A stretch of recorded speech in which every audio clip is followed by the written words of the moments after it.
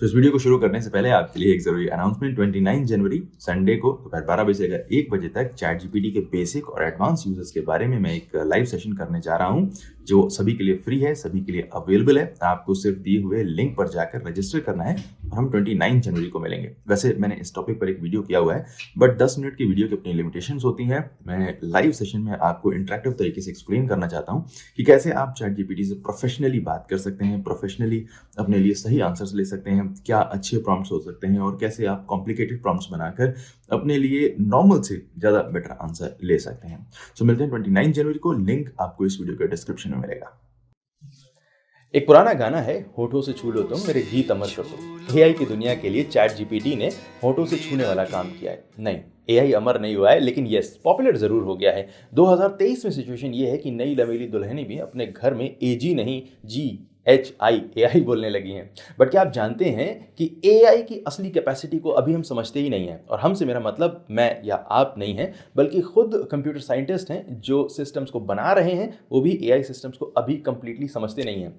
AI artificial intelligence के खतरे, नुकसान और फायदे बताने वालों की कमी नहीं है। बट आखिर आर्टिफिशियल इंटेलिजेंस के सिस्टम्स को बनाया कैसे जाता है, कैसे ये प्रोसेस शुरू होती है, कहाँ पर खत्म होती है और इसकी क्या लिमिटेशंस हैं, ये सारी बातें होंगी आज के वीडियो में। Hello everyone, Aman Tiwari from tiwari.net। और आज की वीडियो में हम देखेंगे कि एआई सिस्टम्स को कैसे डेवलप किया जाता है। मेरे से जादू नहीं होता है। वैसे इसी गाने की एक और लाइन है, तुम हार के दिल अपना मेरी जीत अमर कर दो। अगर वीडियो को पूरा देखने के बाद आपको ताली वाली बजाने का मन करे तो सब्सक्राइब करके आप दिखा सकते हैं। आप लाल बटन पर हार जाएंगे और मैं जीत जाऊंगा। मतलब यूं मैं काफ़ी पहले बोला करता था, करीब 2-3 साल पहले, कि सब्सक्राइब करिए। बट देन मैंने दर्शकों के ऊपर, आपके ऊपर, व्यूअर्स के ऊपर छोड़ दी जिम्मेदारी। वीडियो भी मैं ही करूं और सब्सक्राइब के लिए मैं ही ध्यान दिलाऊं, तो फिर दोस्ती कमज़ोर है। सो आर्टिफिशियल इंटेलिजेंस को डेवलप करने के लिए कोशिशें बहुत पहले से चल रही थी, लेकिन 2017 के बाद ये काफ़ी बड़ा चेंज आया। सिर्फ एक आविष्कार, एक इन्वेंशन हुई जिसने इस पूरे फील्ड को रीस्टार्ट कर दिया, जंप स्टार्ट कर दिया। जो भी नए नए चमत्कार आप देख रहे हैं, चाहे वो चैटबॉट हो या फिर किसी का डीप फेक वीडियो बनाना हो या फिर फोटो को मैनिपुलेट करना हो, ऑडियो बनाना हो, जीपीटी, बर्ट, डैली, वैली, ये सारे के सारे जो आविष्कार हैं वो इसी एक शुरुआत की वजह से हो रहे हैं। बहुत ही अनइंटरेस्टिंग सी कहानी है, आपको मजा आएगा। गूगल ट्रांसलेट के बारे में आई गेस सभी ने सुना होगा, राइट? सबको गूगल ट्रांसलेट पता है। गूगल की एक टीम ट्रांसलेशन की एक बहुत ही अजीब सी प्रॉब्लम को सॉल्व करने की कोशिश कर रही थी। और प्रॉब्लम थी कि कंप्यूटर्स कुछ खास तरह के वर्ड्स का, सेंटेंसेस का ट्रांसलेशन सही से नहीं कर पाते थे, बिकॉज उसका मीनिंग, उसके रूल नहीं समझ पाते थे। एक डेमो देता हूं मैं। हम एक पुराना एग्जाम्पल लेते हैं। दादी के पास ही लड्डू है, उसको खा के जाना। इसी लाइन को मैं दूसरे तरीके से भी लिख सकता हूं, लड्डू के पास ही दादी है, उसको खा के जाना।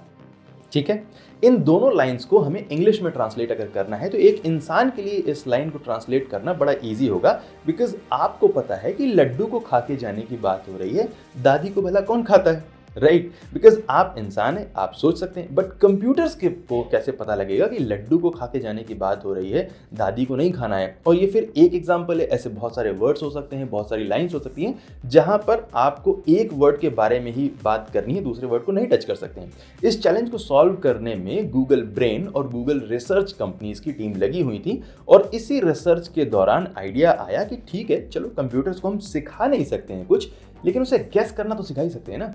उसका मीनिंग नहीं समझा सकते हैं, उसे गेस करा देते हैं। नहीं समझ में आया अगर, तो मैं एक बहुत बढ़िया सा एग्जांपल देता हूँ। यहाँ इंडिया में, पाकिस्तान में, बांग्लादेश में, जितने भी साउथ ईस्ट एशियन हम जो Hindi speaking, Urdu speaking countries हैं, वहाँ पर इंग्लिश सिखाने के लिए हम एक बहुत बढ़िया आइडिया देते हैं। हम क्या करते हैं, बोलते हैं कि भाई इंग्लिश मूवीज़ देखो, इंग्लिश शोज़ देखो और इंग्लिश के जो न्यूज़पेपर उनको पढ़ो, इंग्लिश अच्छी हो जाएगी। और ये काम भी करता है, राइट? इंग्लिश मीडियम के बच्चों को ये मे बी इसमें हंसी आए, बट हम हिंदी मीडियम वालों को पता है कि हमें यही एडवाइस दी जाती है और ये काम भी करती है। नाउ ये टेक्निक काम कैसे करती है? इंग्लिश अच्छी हो जाती है, बट हम इसमें ग्रामर नहीं समझते हैं। हम सिर्फ बार बार देखकर, सुनकर, पढ़कर ये समझ जाते हैं कि इस वर्ड के बाद ये वर्ड यूज होना चाहिए, बट ग्रामर का रूल नहीं पता होता है। बस ऐसे ही कुछ जुगाड़ गूगल इंजीनियर्स ने भी लगाया कि भाई कंप्यूटर्स को मीनिंग समझाने की ज़रूरत नहीं है, उन्हें सिर्फ ये बता देना है कि इस एक पर्टिकुलर वर्ड के बाद दूसरा वर्ड जोड़ा जा सकता है। इस सिस्टम को गूगल ने नाम दिया ट्रांसफॉर्मर। ये ट्रांसफॉर्मर का आविष्कार ही था जिसने एआई के फील्ड को एक तरह से पुनर्जीवित कर दिया, पुनर्जन्म हो गया वहीं से। अभी तक हर कोई कंप्यूटर्स को बच्चे की तरह सिखाने की कोशिश कर रहा था।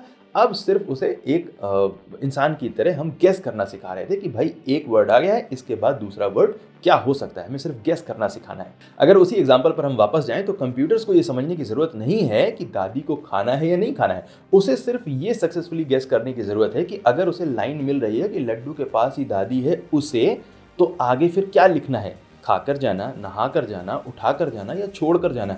अगर कंप्यूटर्स ये गेस कर सकता है सक्सेसफुली कि खा के जाना लिखना है वही सही रहेगा, तो फिर दादी को खाना है नहीं खाना है वो मतलब नहीं समझ में आता है, उससे कोई फर्क नहीं पड़ता है। बट अभी स्टोरी में एक ट्विस्ट है और ये ट्विस्ट वीडियो में थोड़ा आगे जाकर बताऊंगा। सही टाइम पर अगर इस राज को खोलूंगा तो आपको मजा आएगा। नाउ इस ट्रांसफॉर्मर टेक्नोलॉजी को गूगल ने सभी के लिए ओपन कर दिया। ये उनका खुद का आविष्कार था, चाहते तो अपने लिए उसे एक्सक्लूसिव रख सकते थे, लेकिन उन्होंने इसे सभी के लिए ओपन कर दिया, अवेलेबल कर दिया और बहुत सारी कंपनीज ने इस मौके का फायदा उठाकर ट्रांसफॉर्मर टेक्नोलॉजी को यूज करना चालू कर दिया, जो कि सभी के लिए अच्छा हुआ। इन सभी कंपनीज में एक कंपनी थी ओपन एआई। ओपन एआई ने ट्रांसफॉर्मर मॉडल पर अपना सिस्टम बनाया जिसको नाम दिया जीपीटी, और 2018 में 2018 में जितनी भी किताबें ऑनलाइन अवेलेबल थी उनको जीपीटी सिस्टम में डालना शुरू कर दिया। एनसीईआरटी से लेकर जेएनयू के नोट्स और नागराज की कॉमिक्स से लेकर न्यूरोसर्जरी के पेपर्स तक सभी जितनी भी ऑनलाइन बुक्स अवेलेबल थी उनको जीपीटी सिस्टम में डालना शुरू कर दिया गया और उसको नाम दिया जीपीटी 1।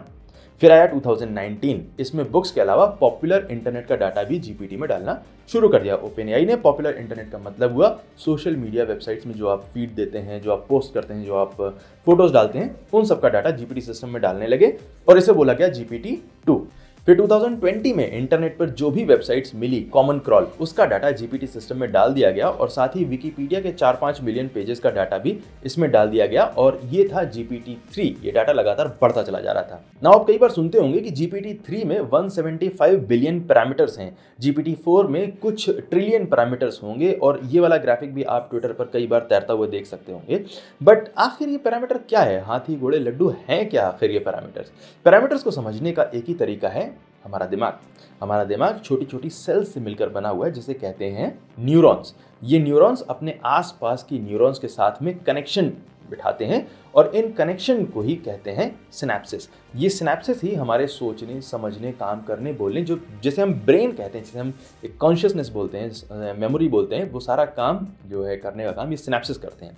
एक न्यूरॉन अपने आसपास के 15,000 न्यूरॉन से कनेक्ट होता है। सो पूरे ब्रेन में जो न्यूरॉन्स का आपस में कनेक्शन है, जो सिनेप्सिस है, उसका नंबर, उसका अमाउंट जो है वो 100 ट्रिलियन से भी ज़्यादा होता है।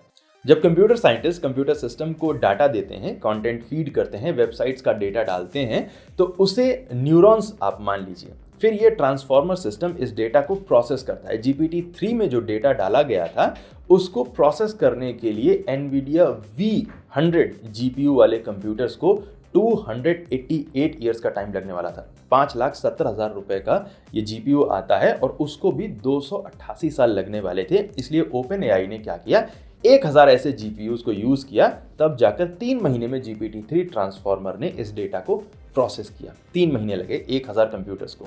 और प्रोसेसिंग के बाद क्या मिला, वो जो डेटा जीपीटी सिस्टम में डाला गया था, वो सारी books, websites, Wikipedia, popular web, वो सब जीपीटी ने डिलीट कर दिया। बचा क्या, सिर्फ उन्हीं सारे वर्ड्स के बीच का कनेक्शन, और ये वर्ड्स के बीच का कनेक्शन ही पैरामीटर कहलाता है। सो ह्यूमन ब्रेन में जो न्यूरॉन्स हैं वो एआई सिस्टम के लिए डाटा हो जाता है और जो ह्यूमन ब्रेन में सिनेप्सिस हैं वो ही हो जाता है एआई सिस्टम के लिए वर्ड्स के बीच का कनेक्शन, यानी कि पैरामीटर। नाउ जीपीटी सिस्टम उन सारे टेक्स्ट में जो वर्ड्स थे उनके बीच के कनेक्शन को समझता है, लेकिन जो ओरिजिनल टेक्स्ट था वो अब कहीं नहीं है, वो खत्म हो चुका है। अगर आप कंट्रोल F दबा के, वैसे कंप्यूटर सिस्टम्स में, एआई सिस्टम्स में ऐसे काम नहीं करते, उसमें कोई कीबोर्ड, स्पीकर, मॉनिटर वही सब नहीं होता है। बट अगर आप ट्रेनिंग के बाद के सिस्टम से ओरिजिनल डाटा मांगेंगे तो आपको कहीं नहीं मिलेगा, बिकॉज डेटा ट्रेनिंग के बाद डिलीट कर दिया जाता है। अब सिर्फ उनके बीच का कनेक्शन बचा है, जो उनके बीच का रिलेशन था वो सिस्टम ने समझ लिया है। बट ये ट्विस्ट नहीं है जिसके बारे में बात कर रहा था। ट्विस्ट ये है कि कोई भी ये नहीं जानता है कि ट्रांसफॉर्मर सिस्टम इस डेटा का करते क्या है, ये कनेक्शन कैसे बनता है। जब गूगल ने ट्रांसफॉर्मर सिस्टम बनाया या जब ओपन एआई ने जीपीटी सिस्टम बनाया या फिर कोई भी कंपनी जो एआई पर काम कर रही है वो ट्रांसफॉर्मर सिस्टम को यूज़ करते हैं, उसमें डेटा डालते हैं, सिस्टम ट्रेन होता है, वगैरह वगैरह चमत्कार होता है। बट कोई भी एग्जैक्टली ये नहीं समझता है, ये नहीं बता सकता है कि आखिर ट्रांसफॉर्मर मॉडल, ट्रांसफॉर्मर सिस्टम दिए हुए टेक्स्ट का क्या करता है, कैसे प्रोसेस करता है, एग्जैक्टली क्या करता है, क्या स्टेप्स होते हैं जो वो कनेक्शन डेवलप कर लेता है। इस अंडरस्टैंडिंग को अभी कोई नहीं समझता है। सो इन अ वे हम सब जिसे एआई बोलते हैं वो से अभी हम खुद सच समझते नहीं हैं। जैसे बच्चों को खिलौना दिया जाता है तो वो ऑन ऑफ के बटन को यूज़ करके खिलौने को चला लेते हैं, यूज़ कर लेते हैं, बट उन्हें पता नहीं होता कि वो चलता कैसे है। ठीक वैसे ही अभी हम एआई सिस्टम्स को बना रहे हैं, उन्हें यूज़ कर रहे हैं, बट हम जानते नहीं कि एक्चुअली वो काम कैसे करते हैं।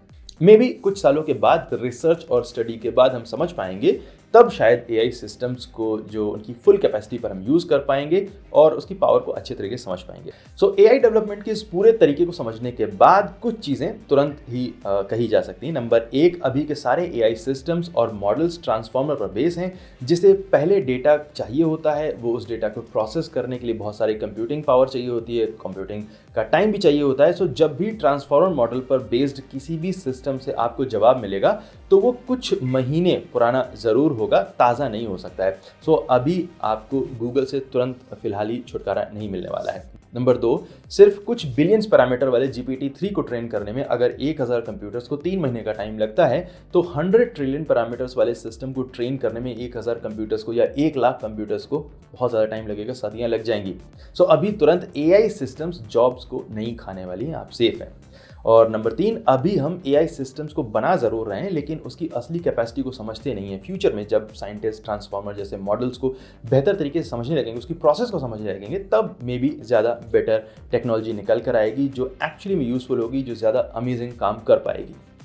तो आई होप कि अब आप एआई को चमत्कार की तरह नहीं देखेंगे बल्कि साइंस की तरह देखेंगे। इससे डरेंगे नहीं बल्कि समझने की कोशिश करेंगे और साथ ही एक्साइटेड भी होंगे कि आगे आने वाले कुछ ही सालों में क्या क्या टेक्नोलॉजीज आ सकती हैं। एआई की तरफ से बहुत सारी टेक्नोलॉजीज आ सकती हैं। इमेजिन करिए कि ऐसा फ्यूचर जहां पर एक नॉर्मल अल्ट्रासाउंड मशीन में लगा हुआ एआई सिस्टम बीमारियों को ज़्यादा एक्यूरेटली पकड़ ले, मे बी बीमारियों के डेवलप होने से पहले ही पकड़ ले, गाड़ी में लगा हुआ कंप्यूटर सिस्टम एक्सीडेंट्स को टाल सके या ऐसी जॉब्स क्रिएट हों जिनके बारे में अभी हम सोच भी नहीं सकते हैं। डरिए नहीं, पढ़िए, समझिए, सीखिए एंड अगेन ताली बजाने का मन करे तो सब्सक्राइब करिए। Thank you so much for watching this video. My name is Amit Tiwari from tiwari.net and I will see you next time. Take care.